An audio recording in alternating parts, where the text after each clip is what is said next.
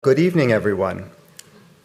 My name is David Cheriandy, and I'm a writer and critic who works in the Department of English at Simon Fraser University. And I would like to begin this evening by acknowledging our presence upon the unceded ancestral territories of the Squamish, Musqueam, and Tsleil-Waututh peoples. I would like to offer you a warm welcome to Migration or Escape, Journeys to Sanctuary, an evening co-presented by SFU's Vancity Office of Community Engagement and SFU's Institute for the Humanities. Together, through the work of esteemed artists and scholars, we will be exploring the complex and urgent question of migration and involuntary displacement, both of the past and the present. We will participate in a conversation that interweaves scholarship with creative practice, that addresses the shifting dimensions of imperialism, nationalisms, and global capitalism, and that confronts, among other difficult questions, the archive and how innovative and critical engagements upon this complicated the archive, may cast precious light upon those trapped today in conditions of precarity. The format for tonight is as follows. Oh, and I should, this is in fact very important. Just direct your attention. Many of you may have seen the display as you walked in. Welcome House is here. They're putting into practice many important things, doing the type of work that needs to be done regarding refugee resettlement in Canada. And I urge you to pick up pamphlets. Unfortunately, they're not able to stay until the very end of the presentation. So if you are interested in finding out more about the important work they do, please get up and get a pamphlet and come back to your seat. So just the format for this evening. We're going to hear individual presentations from each of the four panelists. I'll welcome them up individually and offer a brief bio and ask them to offer a presentation. And then after, there'll be a panel discussion among the presenters, and then a Q&A period with the audience. And I think this was envisioned as precisely that, a discussion, and I hope everyone will have a chance to join. So I'll begin by introducing the first presenter, Pinder Dulai. Pinder Dulai's critically acclaimed poetry collection, Dream Arteries, published by Talon Books, was published in 2014. He is the author of two previous collections of poetry, and Dulai was this year's co-convener of Sound Thinking 2015, the 2015 Voicing in the City in Verse. I'm sorry, I'm running all of the things together. What is it? Sound Thinking. Sound Thinking. Okay. I'm sorry, I think I may have run all of the lines together. Sound Thinking, which occurred in 2015, Voicing the City in Verse, Reading Surrey and the Super Suburb. He recently collaborated on a sound installation called The Grove, a spatial narrative with artists Carmen Paplea and Andrew Lee for the Surrey Art Gallery. His most recent work has been published in Canada and beyond, Canadian Literature and Q Books anthology, and in new poems forthcoming in e-magazine Ducey. He is currently touring Dream Arteries and is giving talks and readings locally in Kelowna, Calgary, as well as in the US, in Dallas and Austin, Texas. His next series of readings from Dream Arteries are scheduled for this winter at the University of Toronto, the University of Western Ontario, and the American Writers' Workshop in New York City. Dulai is a co-founder of the Surrey-based interdisciplinary contemporary arts group, the South of the Fraser Inter-Arts Collective. I love the acronym SOFIA. Please welcome Pinder Dulai.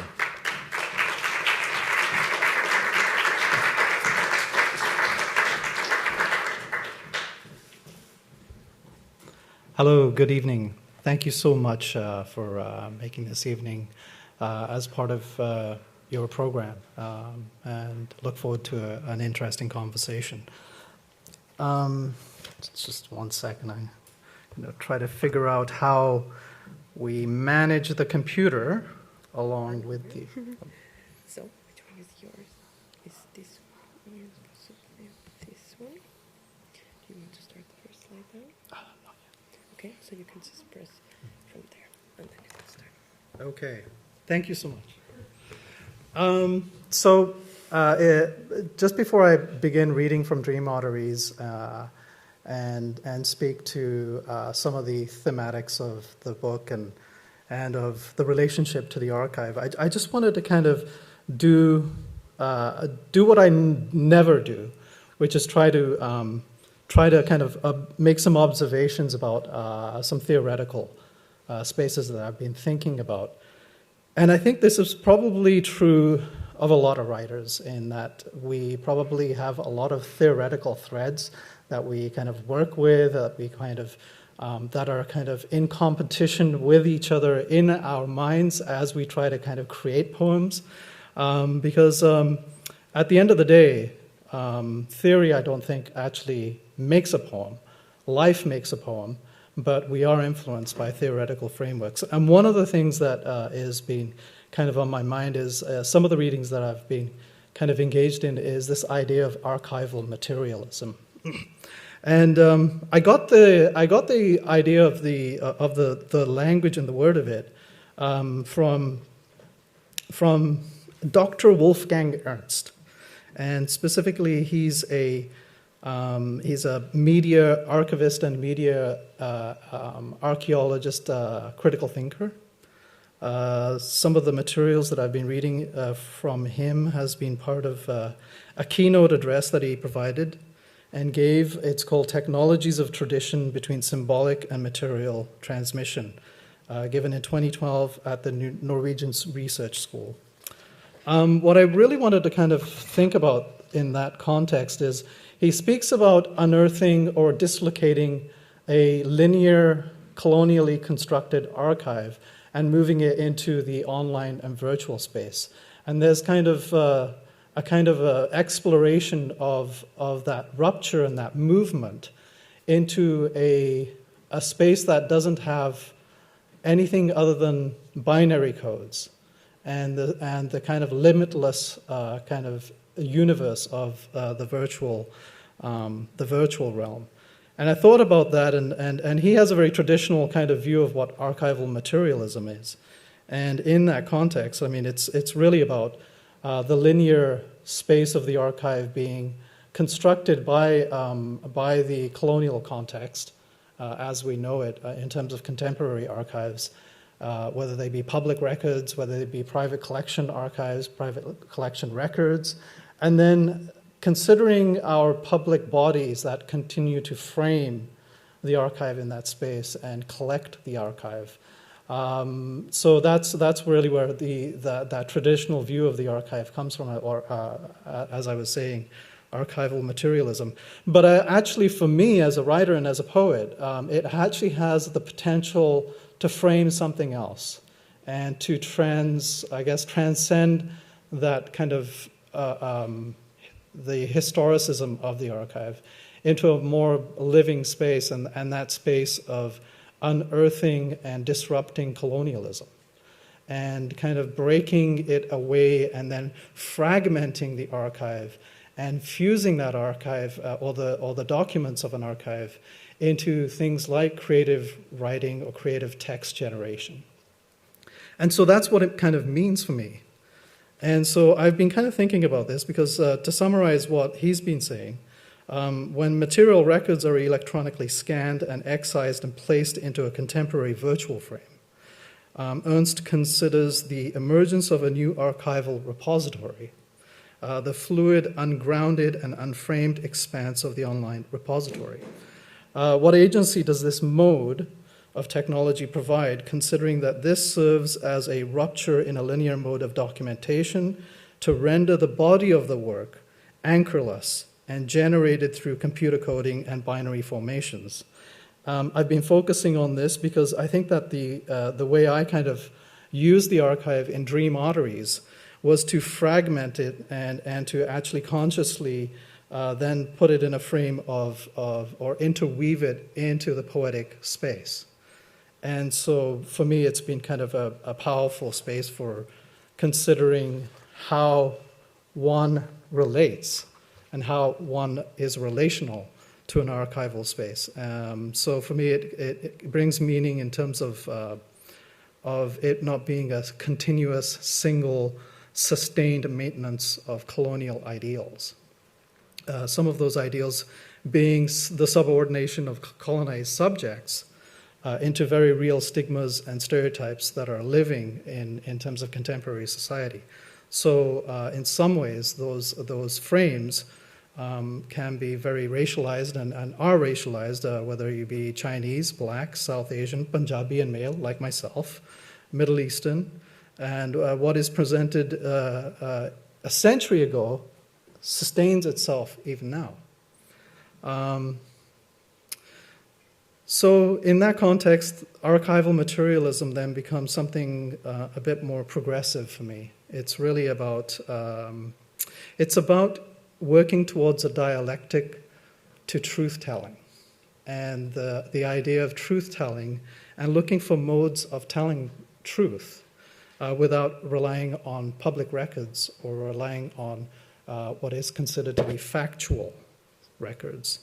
And it's in the context of truth-telling that I'm going to begin reading from Dream Arteries, because that's really where I've found one mode of looking at the colonial context as it relates to refugees, as it relates to migration, as it relates to those big themes of journey, exile, disrupted identities, the containment of colonial subjects in a new imperial context, which is global capitalism. So that's kind of the reference points that I'm using. So I'm just going to see if I can demonstrate for you what I've just spoken about.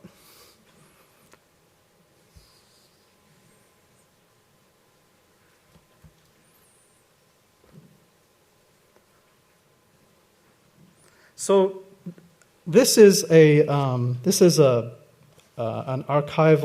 rare archival image of a ship called the SS Stubenhoek. I first began looking for the SS Stubenhoek's image.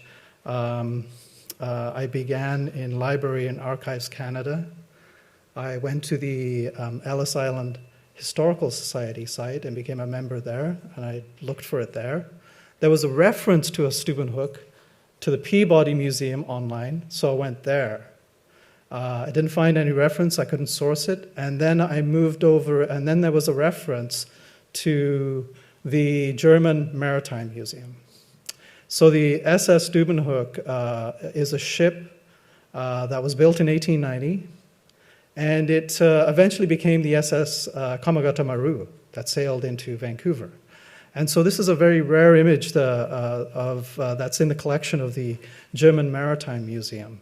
And it was first built in 1890, and it was built on the Clyde River in Glasgow, Scotland, for the Hansa Line, which was an international packaging company. But if anybody knows their history, a lot of those packaging companies were also bringing new migrants to the world, the New World.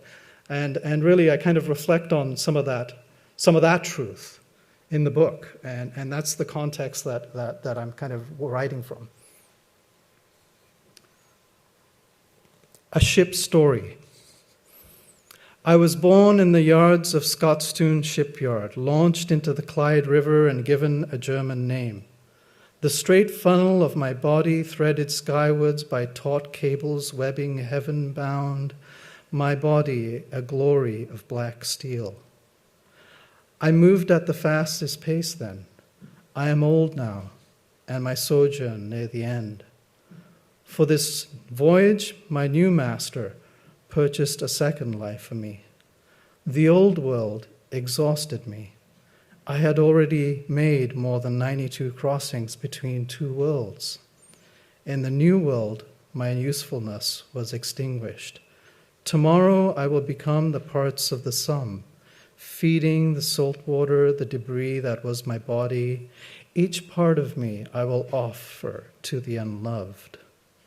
In hope, my words will be made complete, whole for another life, while my life escapes me. If you were to admire me then, do so when I was beautiful and strong. Do so when my name was young. Do so even now as I return the unloved, delivering them to the rifles, the lathis, and the jails of Britain's Bharat. So that's a short story. The next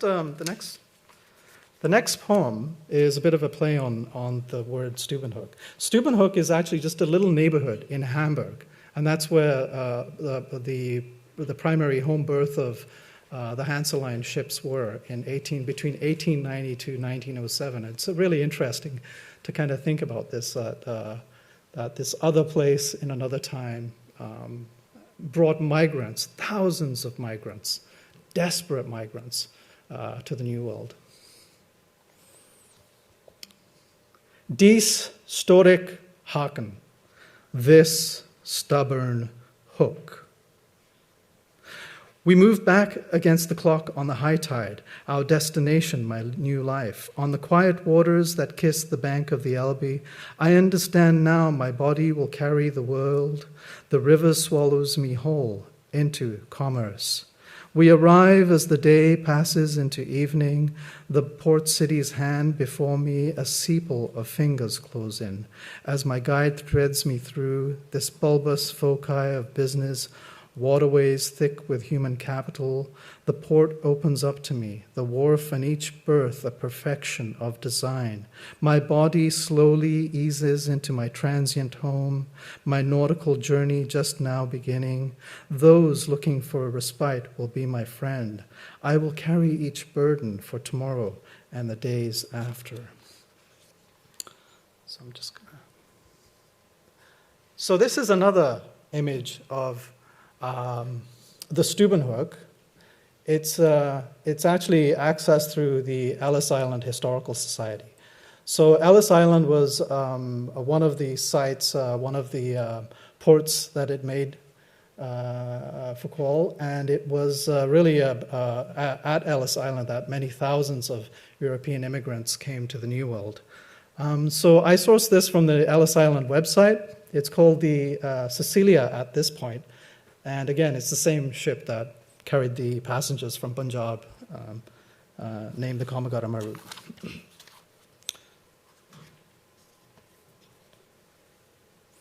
My name is Cecilia.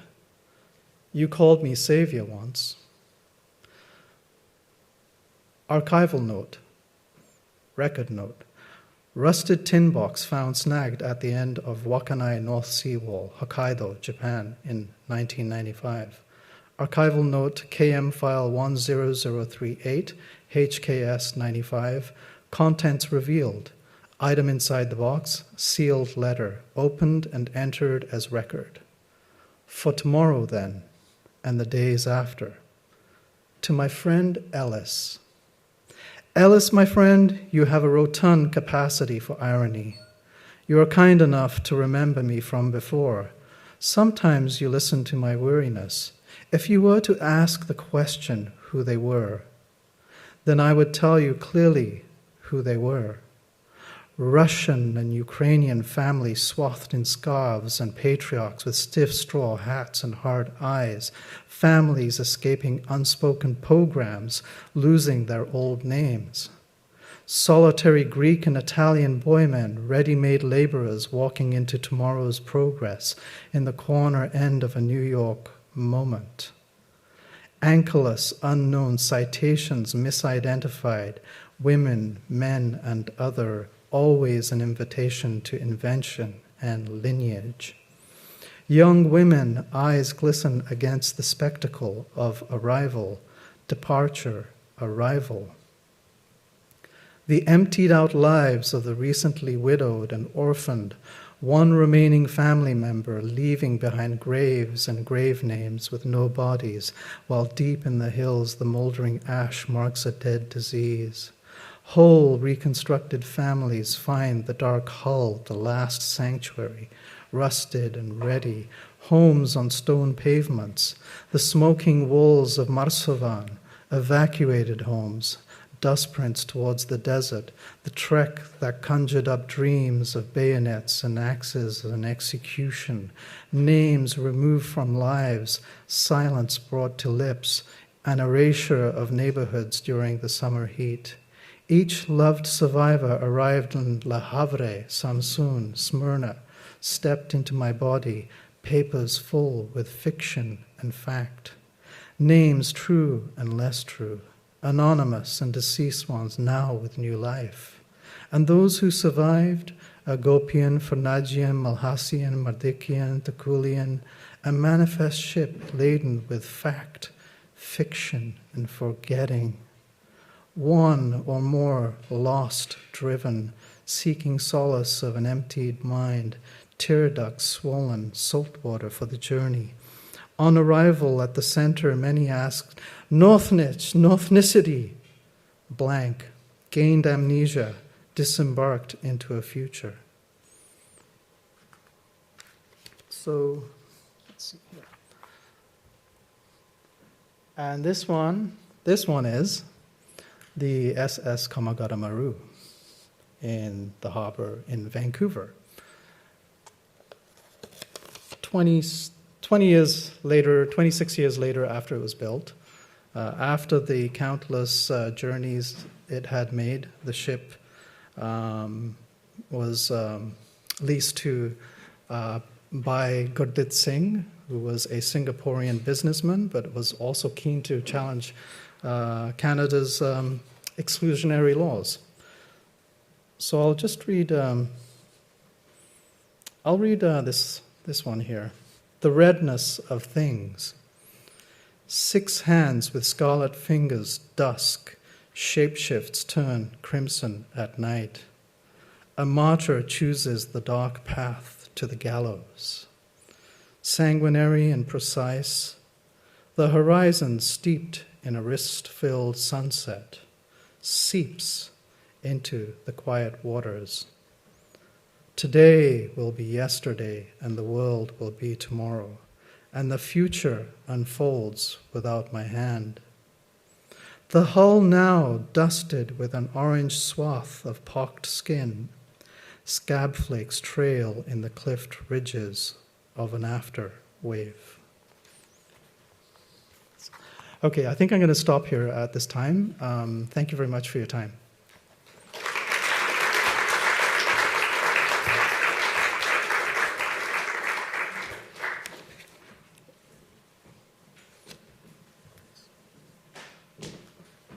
Thank you, Pinder. I'd like to invite Dr. Anissa Marwani to the podium. Anissa Marwani is an associate professor of sociology and the inaugural chair of the Law and Order Society program at the University of British Columbia. Dr. Marwani works in the fields of critical theory and colonial legal history and has published widely on law, colonialism, and legal geography. Her first book, Colonial Proximities, details the legal encounters between indigenous peoples, Chinese migrants, mixed-raced populations, and Europeans in late 19th and early 20th century British Columbia. Her second book, Across Oceans of Law, forthcoming from Duke University Press, is a global and maritime legal history of the Japanese ship Komagata Maru.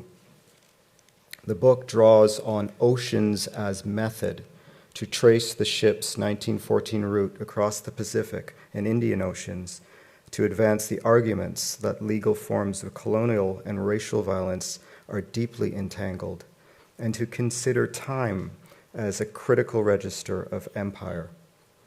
With Aiza Hussein, she is the co-editor of The Travels of Law, Indian Ocean Itineraries, published in Law and History Review, 2014. In 2015, she received the Killam Prize for Graduate Instruction a Dean of Arts Faculty Research Award, and was named a Wall Scholar at the Peter Wall Institute for Advanced Studies. Dr. Ranisa Morwani.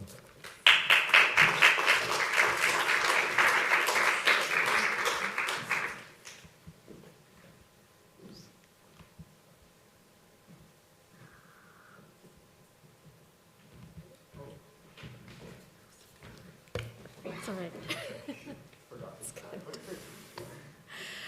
So I'd like to begin by thanking Pinder and Joe Hall for organizing tonight's panel, and especially to Pinder for inviting me to be part of it. It's really increasingly rare to have these sorts of opportunities to be in conversation with artists and activists, and in settings that are sort of bringing different institutions together and challenging disciplinary boundaries. So I'm really grateful to be here. So I'd like to start my paper with two pauses. Both are intended to be tributes of various kinds. The first is a dedication to Helen Anderson and Faride Afshar, who is the mother of Manal Matani, who is also supposed to be on this panel but couldn't. Two remarkable women who passed away in late January and early February, respectively, and within 2 weeks of one another. Both experienced struggles of migration firsthand. Both fought racial exclusion in their own ways. After completing her Master's of Education at UBC, Helen was finishing a PhD at the University of Warwick, where she was studying the racial effects of Canadian immigration law. The second pause is also intended as a tribute, though it commemorates people I have not met, the tens of thousands of migrants who have died at sea. It seems only appropriate at a discussion on migration or escape, journeys to sanctuary, that we offer a moment in which to acknowledge the desperation, devastation, and deaths at sea, to remember the bodies that have accumulated and continue to accumulate along the Mediterranean, South Pacific, and elsewhere, bodies that have become abstracted as numbers.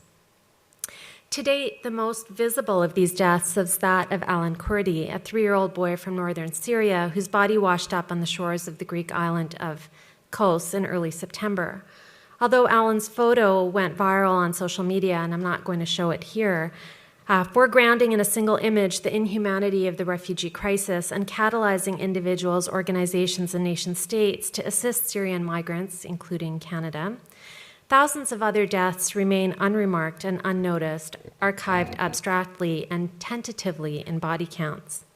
Alan was given a face, a name, and a history, but for the tens of thousands of refugees fleeing the violence in Syria, North Africa, and elsewhere, their deaths have become part of a faceless, nameless mass of bodies swallowed by the sea. Bodies vanished, bodies lost. So I'm not actually going to talk about the archive in any explicit way, although I am a colonial legal historian and I have written about the archive and draw extensively on archival materials. But I would like to sort of think about the contemporary moment by thinking about the past.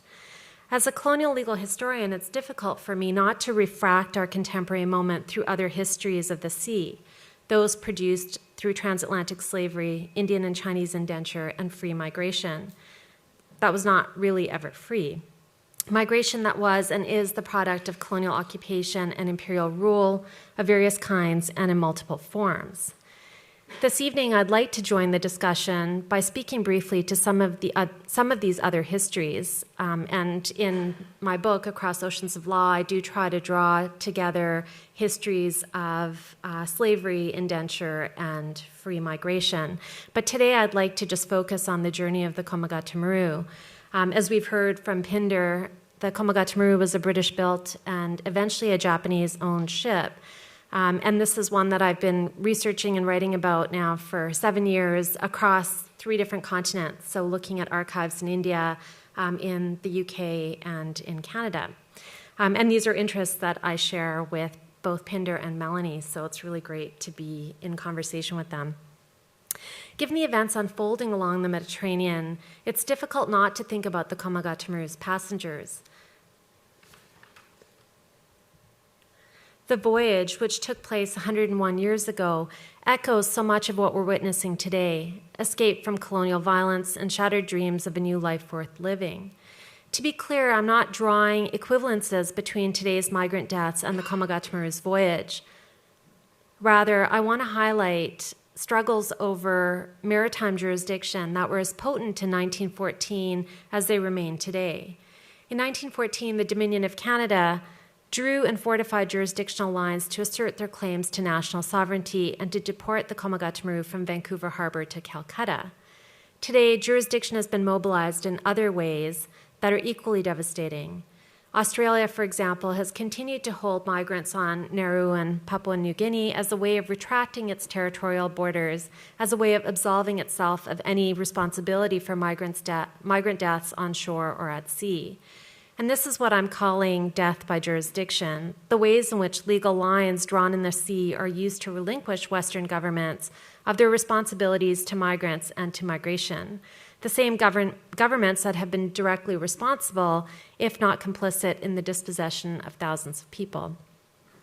Before I turn to the Komagatamu and to migrant deaths, let me first sketch out the contours of death by jurisdiction through a brief discussion of the sea as legal history.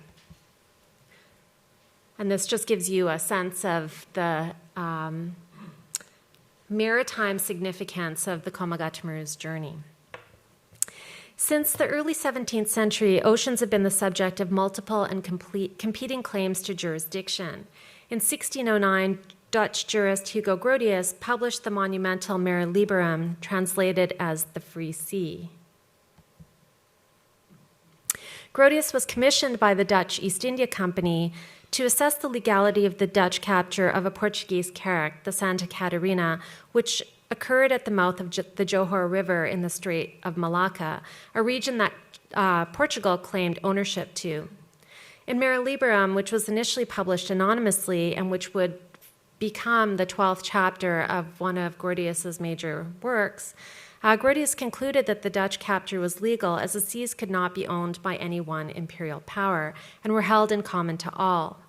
In a beautiful reflection on the material properties of the sea, Grotius claimed that the high seas could not be possessed.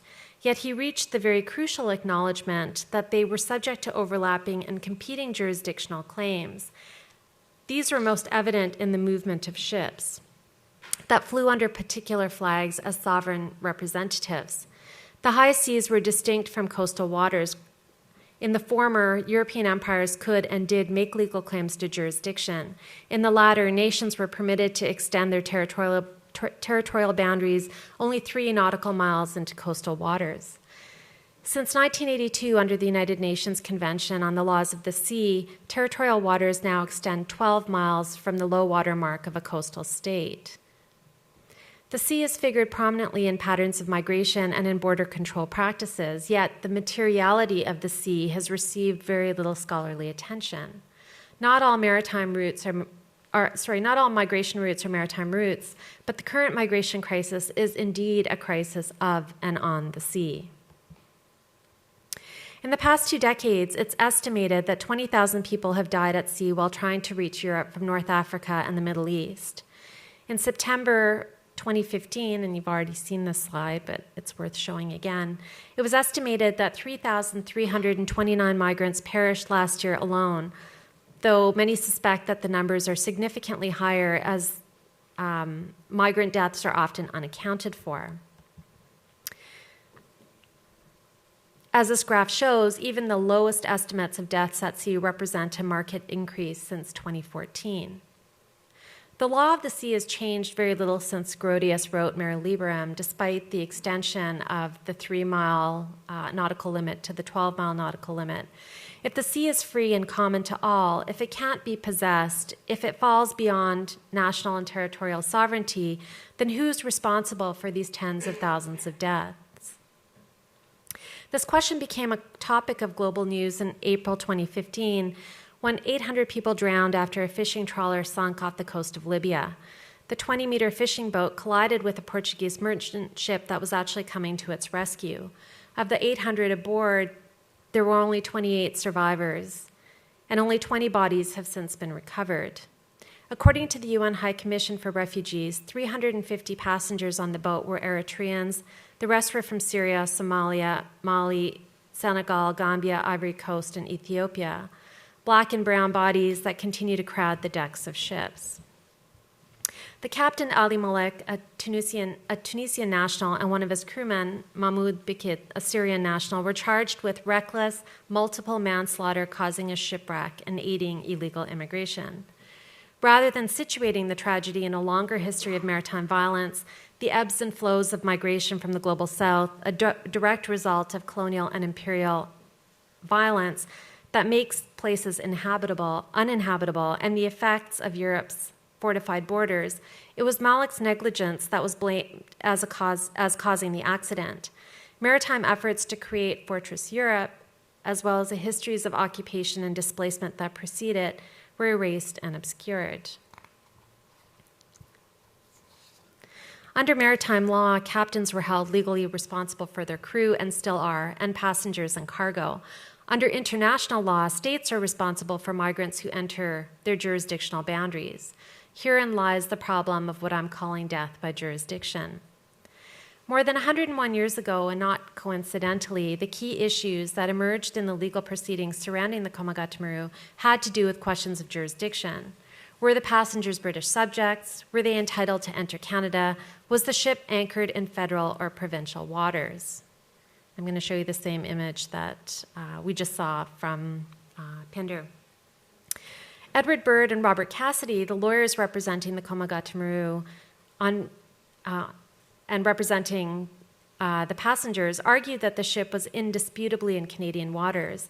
The vessel had landed in Vancouver Harbor and was well within the 3 nautical mile limit, but it was also within provincial jurisdiction. By being anchored in Vancouver Harbor, the ship had already landed in British Columbia and was already part of British Columbia. This was an ingenious argument. Bird and Cassidy insisted if the ship was already in Vancouver, then the laws of British Columbia, including those that guaranteed civil rights to the province's residents, were equally applicable to passengers aboard the ship. They could not be unlawfully detained as they had been. They could not be deported as they would be. The Immigration Board and the British Columbia Court of Appeal refused to hear this argument and others. The 5 appellate court judges unanimously agreed that the ship had landed in Canada but not in British Columbia. The passengers were immigrants who had no claims to civil rights. The passengers were British subjects, the court agreed, but exclusion was a founding premise of Canada's immigration laws. The Dominion was well within its jurisdiction to deport the Komagata-Muru, even if those aboard were part of the British Empire. Dominion jurisdiction trumped the province and the empire both. In many ways, the Komagata-Muru is no longer an exceptional story. Across the globe, migrants who arrive alive are denied entry, detained in immigration detention facilities, and deported. But there is something different.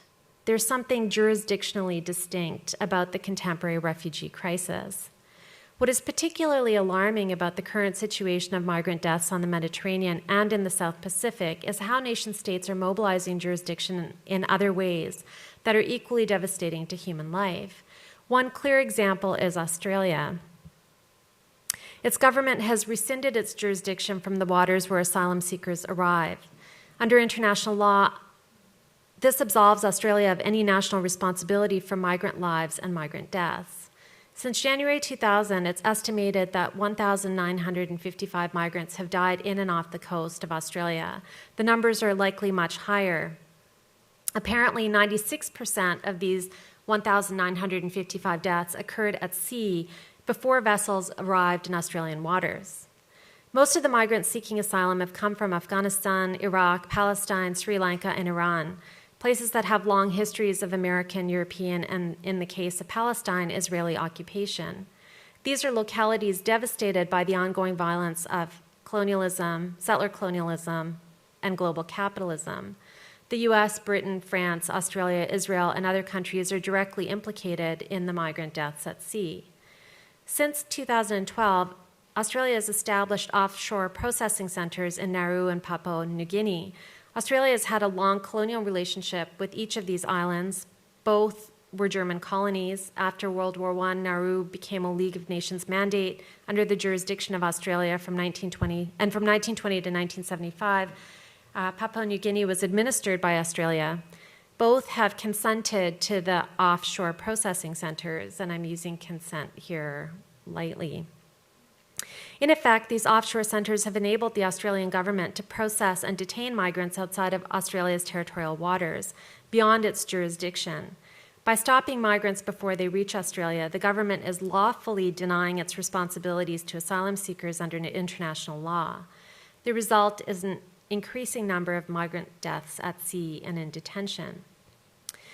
The current migrant crisis is being described as the worst since World War II. As the 2014 case of Ali Malik suggests, deaths on the Mediterranean are not deemed to be the fault of Fortress Europe, the US, or other countries who have no jurisdiction on the high seas, but the individual responsibility of young captains or of asylum seekers themselves, who should know the perils of boarding crowded and precarious vessels illegally. The Komagataru passengers, unlike the recent migrants who perished in the Mediterranean, all reached India. Several were shot at Budge Budge, 19 in total. 2 died in the Alipore jail in Calcutta. There were no reported fatalities on the journey across the Pacific or on the ship's voyage along the Indian Ocean. This does not mean that the journey was easy or that it was beyond imperial and colonial violence. Many of the passengers left Punjab due to the land reforms initiated by British rule. They sought entry to Canada to begin another life. Many appealed to the Dominion government, chronicling the deplorable conditions they endured on their voyage to Vancouver, insufficient food and water, and filthy conditions aboard the ship. They pleaded to Canadian authorities to let them stay. Shall die in prison for 4 months, no bodily strength to cross Pacific. In July 1914, they were deported. On September 19, 1914, they arrived in Calcutta.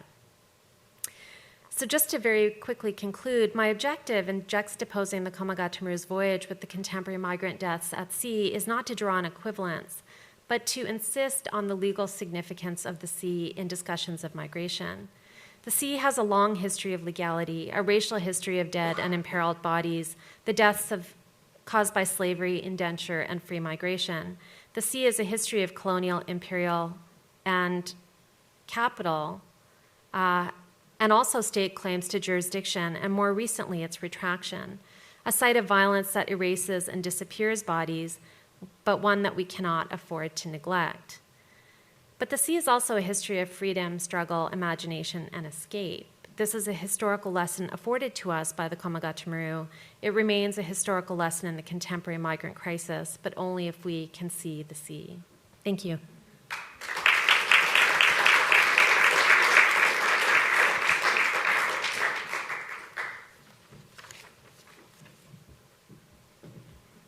Thank you, Dr. Marwani. Our next speaker is Melanie Hardbattle. Melanie Hardbattle is the archivist for Simon Fraser University Library's Special Collections and Rare Book Division, and serves right now as acting head of the Special Collections and Rare Books for the SFU Library, Burnaby. Graduating with a Master of Archival Science degree from UBC in 2000, she has worked for the SFU Library since 2009, during which she has served as a project coordinator for several digitization and community engagement projects, including the Multicultural Canada and Komagataru Continuing the Journey websites, and, more recently, SFU's commemorative event for the 100th anniversary of the arrival of the Komagataru in Vancouver. Much of Melanie's work at SFU Special Collections has involved the preservation and making accessible of the documentary record of groups not traditionally represented in the archival record. Melanie Hardbattle.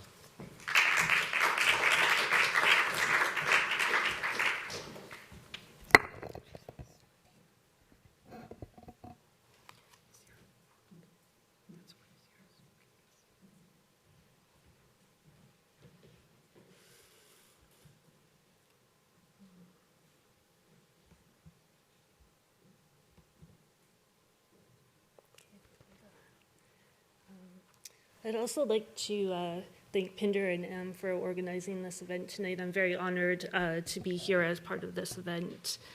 As David mentioned, I've been very fortunate over the past few years to work as part of the team at SFU Library that's been constructing the Komagata-Maru Continuing the Journey website. And my work on that project has really inspired me over that time to consider how archives are constructed and the opportunities that are available to us to construct archives in new ways online as well. So tonight I'm going to be discussing how our understanding of and ability to reconstruct history is shaped both by the records that remain and the gaps, by what was deemed important to collect or include, and what has either been deliberately or inadvertently excluded from the documentary record. Until recent years, the archival record pertaining to early South Asian immigrants and would-be immigrants to British Columbia in the early 1900s that was most accessible to the ordinary researcher was for the most part created and shaped by those from the outside of the community. It was molded by the language and opinions of the government officials and media of the time, and the views of the individuals who determined which records should be preserved for posterity.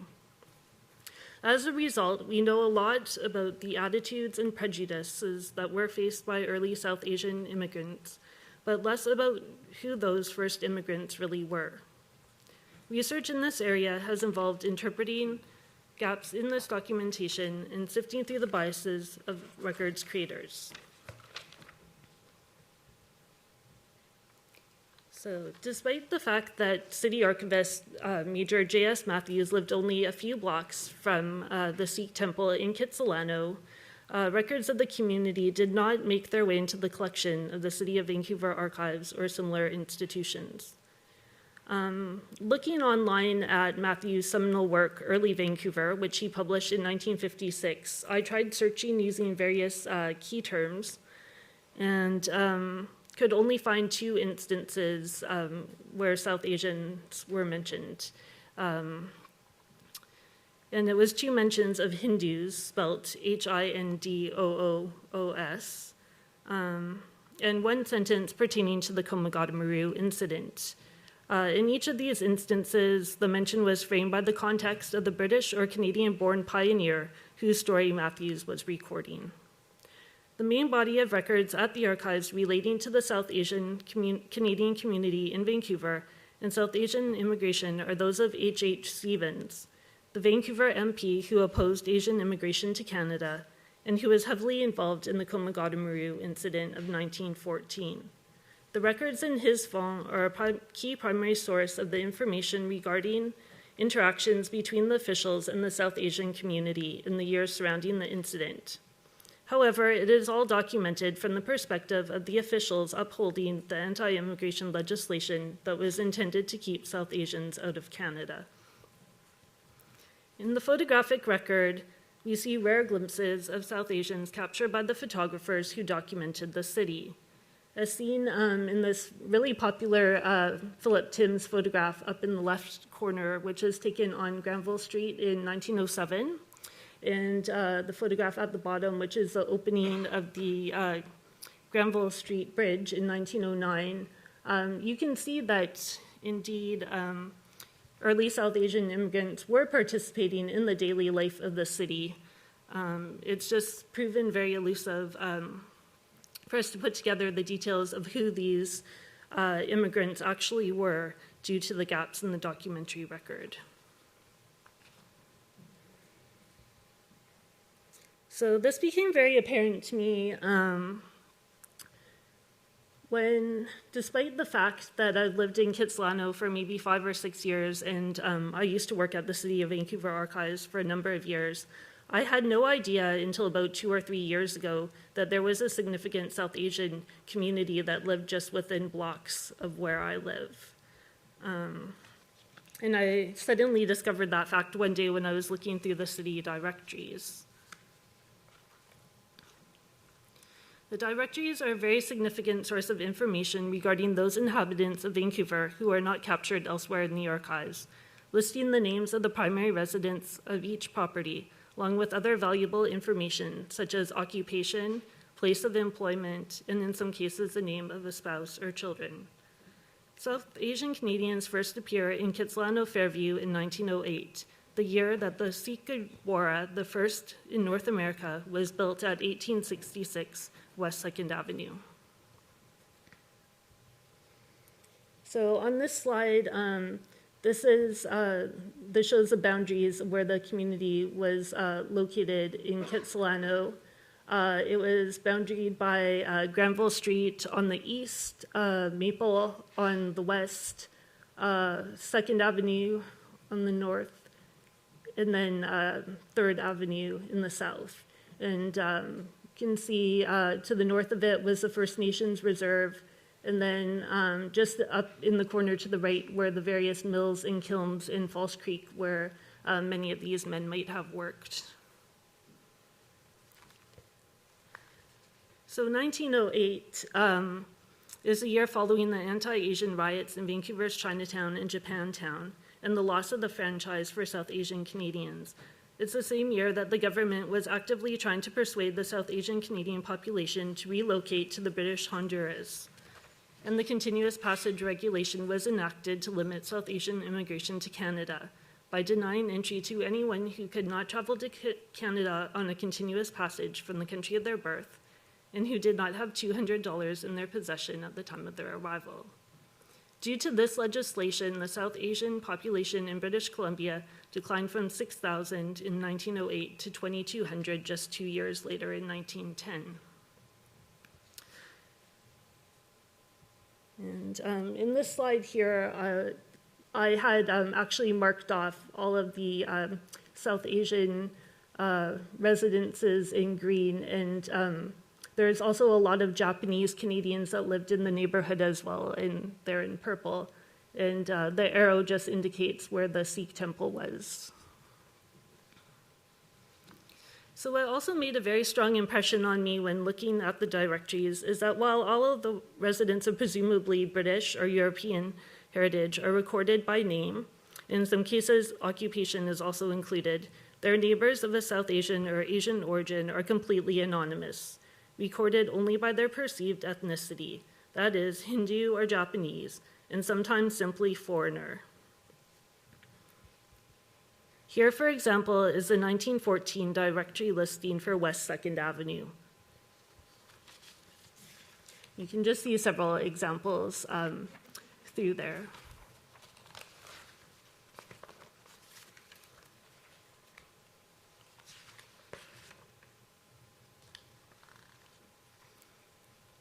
As such, those controlling the documentation of this information appear to reinforce the general sentiment that these individuals are to be viewed as interlopers or outsiders. The use of the term foreigner within the directory further reinforces the refusal to accept these individuals as part of society. They are to be viewed as undesirable aliens or visitors from another country. In the alphabetical lookup in 1907, only 2 Singhs are listed in the entire city. Over the next few years, although the labels of Hindu or Japanese still dominate, there is a small growth in the number of individuals' names that make it into the street directory as well, such as S. Singh, laborer at Rat Portage Lumber Mill in False Creek and resident of 1678 West 2nd Avenue. However, in the years immediately preceding and following the Komagadamaroo incident in 1914, there is an evident shift back to identifying these residents solely by their ethnicity. This appears to start with the economic downturn in 1912, which led to an increasing fear of new immigrants competing for jobs. The media at the time surrounding the Komagadamaroo incident also promulgated the idea that South Asian immigrants were to be considered foreigners, and perhaps not genuine in their desire to develop new lives in Canada. When the Komagadamaroo arrived in Vancouver, the headlines began to encourage a fear of being overrun with South Asian immigrants with phrases such as Hindu invaders. Words such as tourists and excursion were also used to describe the passengers and their journey to Canada, serving to make light of their experience and to encourage a notion of the passengers and past immigrants as foreigners only temporarily visiting Canada. So in 2014, SFU Library was very honored to receive the generous gift of the archives of Arjun Singh Brar. He was an official at the Khalsa Diwan Society at the 2nd Avenue Temple, and he immigrated to Canada in 1926. And at that time, he took it upon himself to become a community historian. And one of the most significant items that we have in this collection is this diary, which records the entire history of the Sikh temple at 1866 West 2nd Avenue from 1906 until about 1947. And it not only documents the activities of the temple, it documents the activities of the community, and it names the community members. And it's also really significant in that there are some passages relating specifically to the issues around immigration. So there's quite a long section about the community's response to the proposal to send them to the Honduras. And there's entries discussing when the ship Komagata arrives and what the community's response is to that. So it's very significant in now bringing to light the community's response to these events. And something very important to note about it is that while the original was in Punjabi, we have since managed to get it translated into English. And we have both the Punjabi and the English versions digitized and available through the Continuing the Journey website. And the second item that I'd like to highlight from the collection is a passenger list in Punjabi. It was compiled by Arjun Singh Brar not too long after the actual incident occurred, and it was compiled with the aid of the community. So it includes information that is not in the official ship's manifest, and it also corrects some of the possible errors that were in the official manifest. So what we were able to do on the Continuing the Journey website was to actually integrate the original ship's manifest information with this new list, and also incorporate all the information in the reports that followed the Komagata incident. So if you go online and you click on a passenger's name, you can now have what is potentially the most complete listing of information about a passenger to date. And we're very open. Since the time that we put it online, we actually have been contacted by relatives of passengers on the ship who have offered to provide further information. So we're seeing this as a document that's going to continue to grow.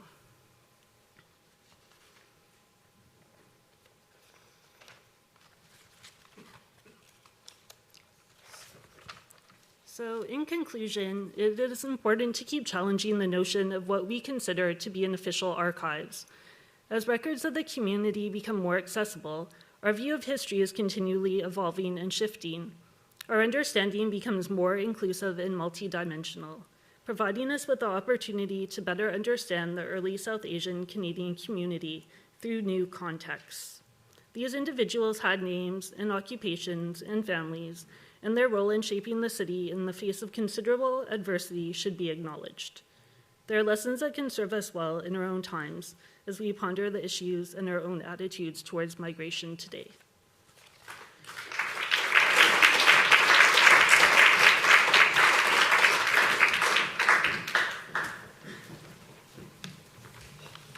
Thank you, Melanie.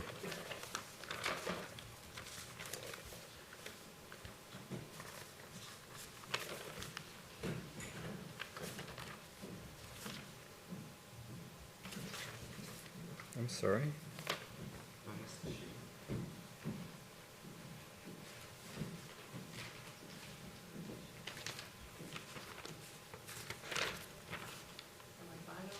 I feel, I'm afraid, I think you are. I may have left it in the room. How? Yeah, I don't have it here. I'm so sorry, Cecily.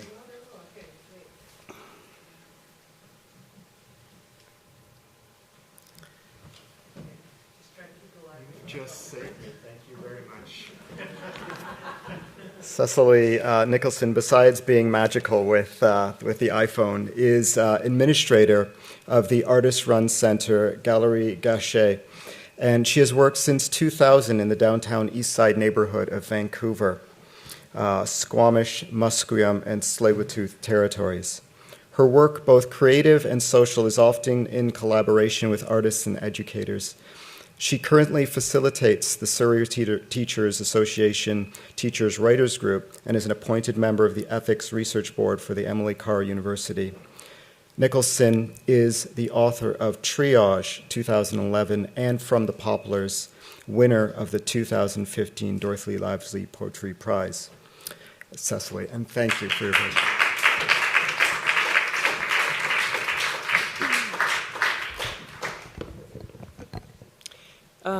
Yeah, if that could just get moved, is that possible? Or yeah, thank you. Just get a tiny bit of space. I don't know how much that's. Hi, how y'all doing? Would this be any better for you? Yeah, that's totally good.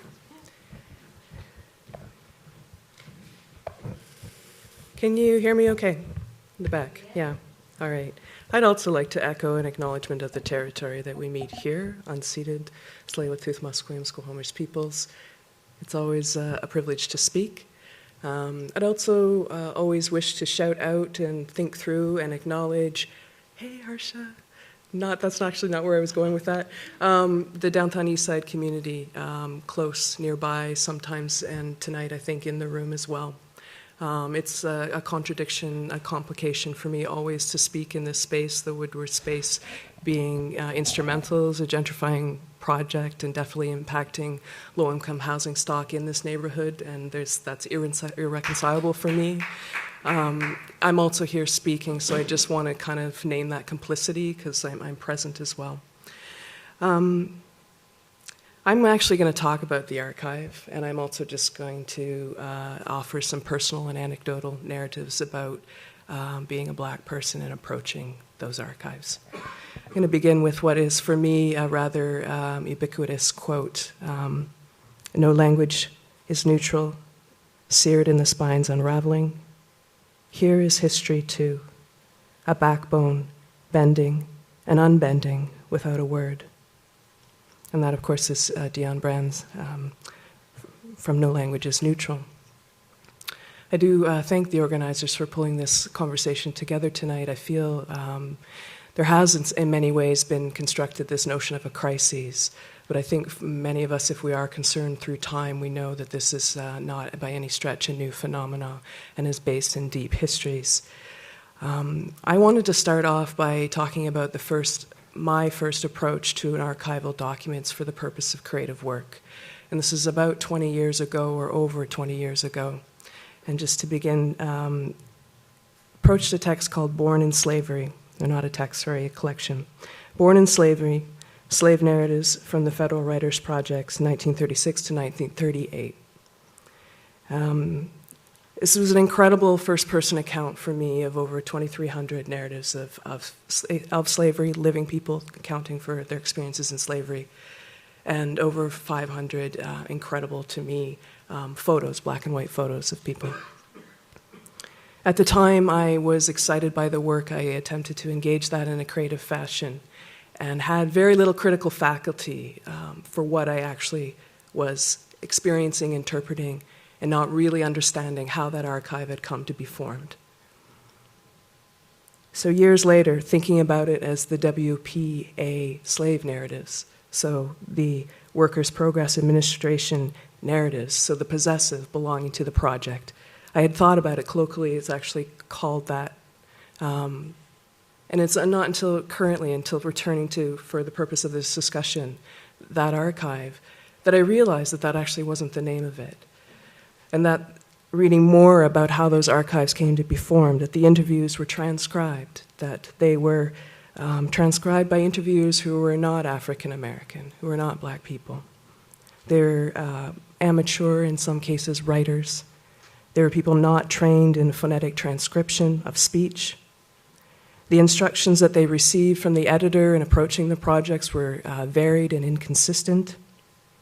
Their work failed to avert common stereotypes or derogatory notions of African Black idioms. And the result, as historian Lawrence Levine has written, is a mélange of accuracy and fantasy, of sensitivity and stereotype, of empathy and of racism. And the Library of Congress owns it when they say that the representations of speech in the narratives are as pervasive and forceful reminder that these documents are not only a record of a time that was already history when they were created, that they themselves were irreducibly historical, that the products at any particular time, at any particular places in a long and troubled mediation of African American culture by other Americans. So it's probably maybe an obvious point to begin with a critique of an archival document and maybe to situate myself. It's also an integral moment for me to actually speak from a first-person perspective as a Black person approaching the archive, talking about migration. I find it very difficult, actually. I'm not quite used to doing that. But it's integral. It's an integral because what I understand, what so many of us do understand, is that we're speaking into a history and a contemporary moment of continuous erasure.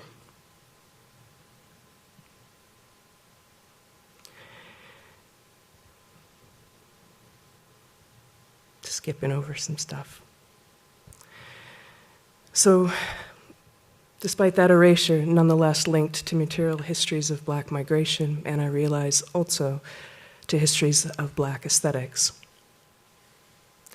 And in this regard, I know that the archive, as ever, is always an unreliable source. To rely on it solely is going to be a problem because the archive is limited, the gaps. I appreciate that frame. However, the work in the archive is also necessary, and I do believe that is the case, despite the mediation of the texts. As Fred Moten, following Adorno, writes, to survive reality, it is at its most extreme and grim, artworks that do not want to sell themselves as consolation must equate themselves with that reality. So for me, the basis of a good poetics stems from the material. And when I say that I am concerned about materialism, that is to say I am concerned about meaning, which I don't know how many poets are in the room, but I've heard more than once in recent memory of people not concerned about meaning, concerned about meaning. And I have little patience for the attempts of non-objective art. There is a lot at stake right now. There's a lot at stake in terms of our ethics as we approach this work in the archive as well. I mean, it's been talked about tonight, but maybe I can review a little bit more, and maybe it's just for my own purpose of grounding in this moment. So we like to disconnect, and we look at history. Looking at history is a way to do that. Looking at other places is a way to do that. But all the issues that we are talking about are present, and we are responsible for them in this room as well. People migrate under pressure. I'm not sure this notion of free migration, maybe we can talk a bit more about your understanding of that, but people migrate under pressure. I think we can agree. As a result of conflict, war, genocide, starvation, climate disaster, combinations of all of these things. We can access information about Canadian allies and corporations like Goldcorp, who profit from displacement. It is a matter of public record who the Canadian state's allies are in terms of repressive governments. We can examine Canadian corporations like Nevsun, who are associated with the forced labor, propping up governments for business interests, and contributing to mass displacement. Migration has always so often been a matter of life and death, of wellness and malady. Immigration policies have made it impossible for people to travel here by regular means, thus risking their lives through precarious labor and travel. Deaths occur when people are detained indefinitely, without charge or trial, and that is what we do here, right? That's the regular thing that we do here. Illness and painful death occur without health care, so when we deny access to health care for hundreds of thousands in the Americas,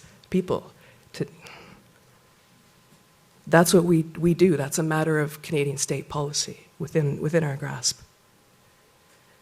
There are xenophobic actions on grand scales, and there is racism every day.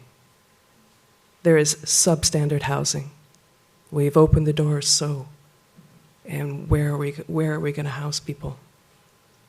There are so many limits to access, not the least of which that here we are, always and ever speaking in English. And this experience, I shouldn't say always and ever. I've certainly sat in rooms, certain folks in this room, where that is not the case, but this is the dominant way of talking about these things. And this experience, of course, is gendered, and there are constructions, this construction of a crisis that is absolutely classist and absolutely racist. We have an assessment, we have dominant constructions of who is deserving. So as organizers for the February 23rd event, African Refugees Highlighting a Forgotten and Excluded People, as they note, at some point, the refugee crisis highlighted some groups of people and erased Africans. That's February 23rd, 7 o'clock at the WASC Center for Dialogue. So I'm glum trying to talk about it. I'm trying to figure out what to do in terms of mediated text. I have a lot of experience since that earlier one approaching the WP, narratives, working with archives, and it's always been fraught. What to do with continuity of erasure, how to assert local narratives. How does the archive form in the marginalized person and collective bodies? How do we find ourselves there now? What are we replicating? I spent 2 years studying an island, so-called Poplar Island in the North Arm of the Fraser River. I didn't bring anything to read from it tonight because it doesn't explicitly contend with the complexities of migration. It touches on it. Say briefly about that experience that, so I was in the city archives, the provincial archives, the library, centered around New Westminster. I had limited time and access. I'm a full-time worker. I have other commitments, trying to do that creative work on the side. Nonetheless, the content that I garnered there was overwhelming. I had vast material to work with, and similar to some of the documents that you pulled up earlier, Melanie, in terms of looking at city records that seem banal, insurance or the listing of population or business ownership. That's where you start to find, you have to identify them, what's missing. But the effort to look at this idea, the surplus space, this constructed surplus place that was seemed to have no meaning attached to it, to attempt to approach it with a methodology that I understood as an aspect of decolonization, to try to think through a history of land. I couldn't get through that door. That history wasn't present. It's not to say that history isn't present, but it wasn't in the archive. What I did have a saturation of was dominant narratives, European settlement, labor histories, the building of the railway, the construction of civic identity. I couldn't find the racialized histories of labor. I don't know what constitutes a grassroots archive, but I feel like that is something that needs to parallel this discussion. The notion of grassroots, it makes sense to me as an organizer, it makes sense to me in the context of community, in the context of academy and sort of formal discussions. I'm not sure how that works, but they must exist.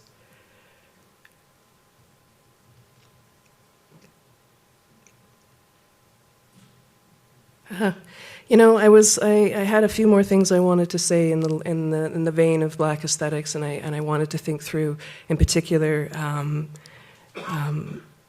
Norbisi Phillips' Zong.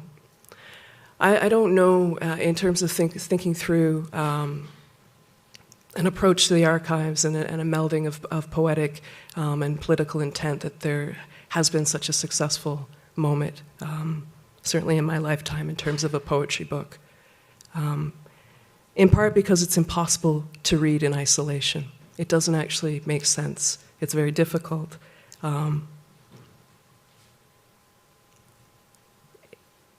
I don't know if you read the text, but it requires multiple voices. It defines itself more as a chorus and a coming together of collective voices. And that's, I realize what I belong to, but I'm not sure the degree to which that'll ever be contained in the context of the institution. Let me say one last quote. Fred Moten. I'm relying on him a lot these days because he makes a lot of sense, particularly for the multiply displaced and homeless, chronically homeless body of the black body, and attempting to understand, the context of traditional and ancestral territory, trying to understand these multiple histories of migration that somehow seem to be people want to compartmentalize as though it's not this deep and long-standing continuity. Anyways, he says that when Olson speaks of the sentence as the first act of nature, he does so within a general permission poetry takes, to push on and against that, to pass through the sentence and its passing, its having been passed, to submit the sentence to a terrible modality of passage, a horribly excluded middle passion. Philip's extra musical plea, her complex ply, her deeply wrought and incalculable ply, eternal, internal, discomposed, and a commutation of the natural sentence is the solo gone awry. Probably got a bit abstract there, but thanks for your time.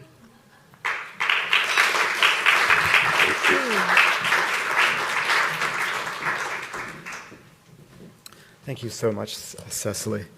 I'd like to, we're going to have a discussion in a moment with the presenters, but I'd like to invite everyone to grab a drink or get some, there's a bit of food there, and bring it back to your seat, or perhaps step out for a moment if you need to. But we'd like to begin the conversation in a couple minutes. We're asking people to do this because I believe there are time constraints regarding the food and the drinks. But grab a drink, something to eat, come back to your seat, and we'll discuss things. So this part of the evening, we're going to collapse them together, but this part of the evening we're envisioning as a discussion among the presenters. And I guess I'd just like to perhaps try to kick off the discussion by spinning off a bit from what Cecily spoke about, a project of going into the archive, and particularly for Cecily, how would you put it, recovering Black life from the archive. I just want to tell you a bit about a friend, a writer that I know. His name is Wade Compton. And I guess a lot of us in the room would know Wade's work. He's been involved for a long time in one way of approaching the question of the archive, of attempting to find and commemorate and preserve the record of Black life in Vancouver. And this is the records that or the evidence of Black life that he's hoping to, or has preserved, involves, of course, those fleeing slavery, those fleeing the aftermath of slavery, Jim Crow, and other sorts of migrations to Vancouver. The reason I'm mentioning this is because Wade has, through a variety of projects, the Hogan's Alley Project and whatnot, made manifest a Black life that people were not able to see as clearly before. But in one set of interviews, and he was doing an interview of people who lived in Hogan's Alley, which was a primarily or partially Black neighborhood in Vancouver, was essentially destroyed to build the viaduct. He was interviewing people who had lived in the neighborhood, and again, his hope was to uncover these layers of history, of forgotten history. Why? Wade's not really interested in just the plaque. Wade is interested in a form of cultural memory that will make us more attentive to the work of social justice right now. That's why he's interested in history. That's why he's interested in Black history. But he was doing this interview, And he kept on asking this person who had lived in Hogan's Alley, really beautiful and eloquent black woman, and kept on pressing for details of life in Hogan's Alley. And the person he was interviewing kept on saying, well, I think that's all I can offer. I can't offer any more. And she finally started to get almost a bit annoyed at the questions. This is how Wade describes this. And she finally looked at him squarely and said, well, what do you want me to remember? And the reason I ask that question is because I think in engaging in archival practices, it is not only what's clearly important, that matter of finding those historical records that are in danger of being lost, and that, again, rivet us to the task now, but also that dimension of our own will, our own ways of putting together the historical record that speak to our own creative practices, our own methodologies, our own sidedness in attending to the archive. And so I wanted to ask, I guess, the panelists to maybe clarify why do you delve into the archive? Why do you choose these particular subjects? Why does the Komagata Maru occupy such primary kind of degree of interest of late for three of you? And what is that particular the way that you engage with the archive, I guess?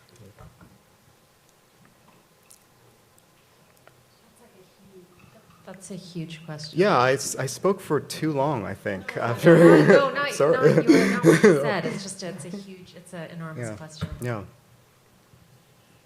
Okay, well, I have a shorter answer maybe, but I think to me, is the notion of accessing the experiential. So in a contemporary sense, if I'm wanting to engage in any social issues, I want to be accountable.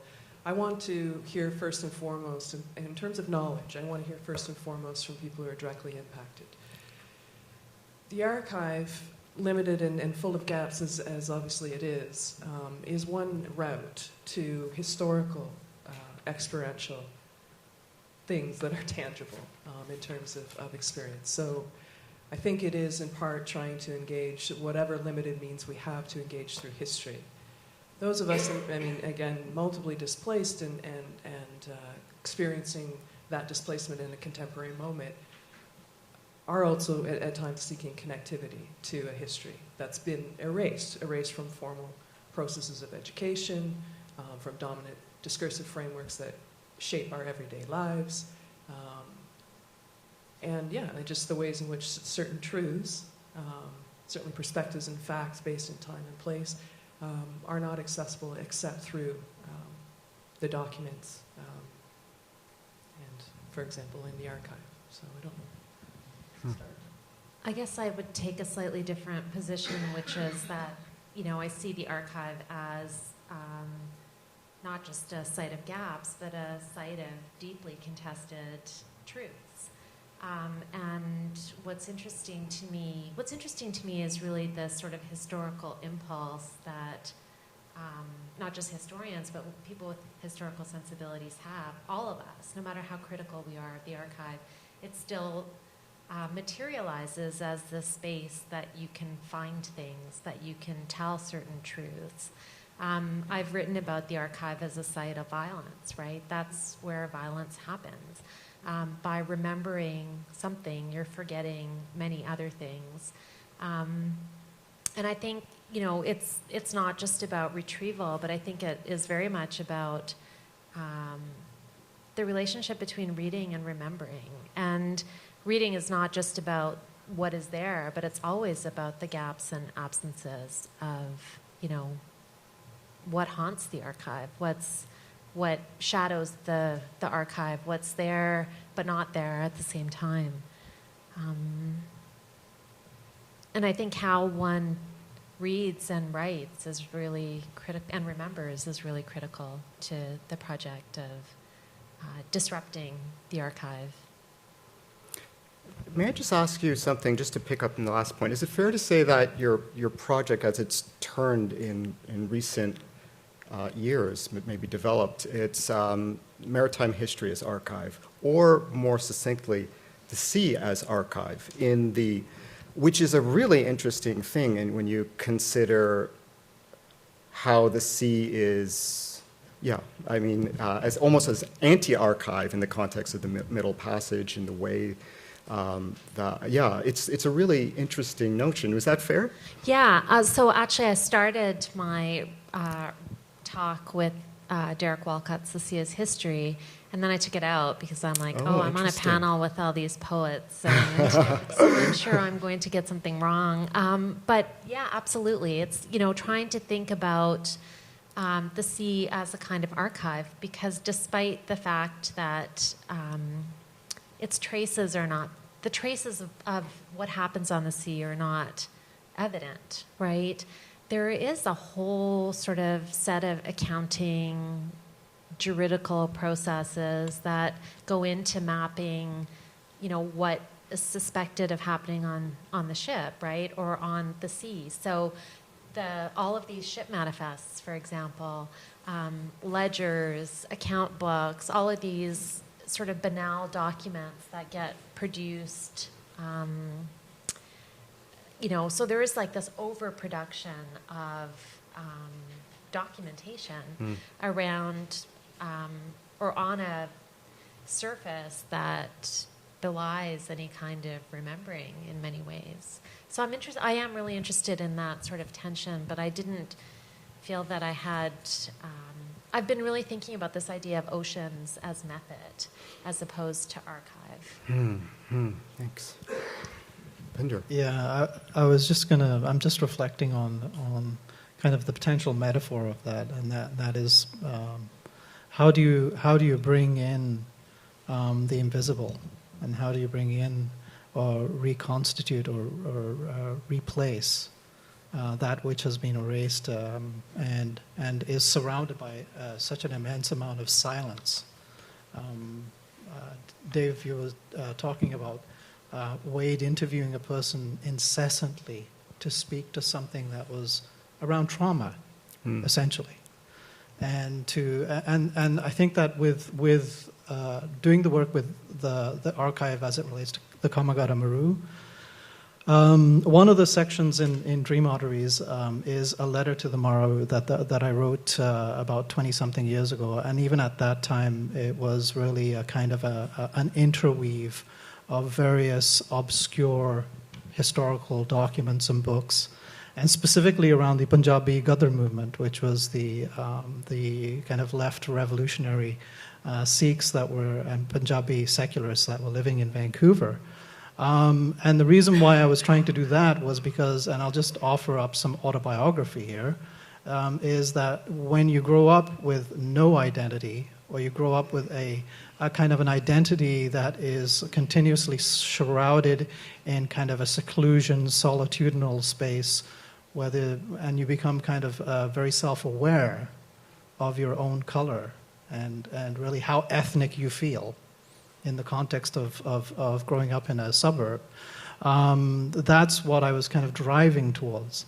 And the archive is rich in terms of kind of then navigating through all of the different trajectories, whether it be a colonialist frame or whether it be the revelatory interjections of the community into that space.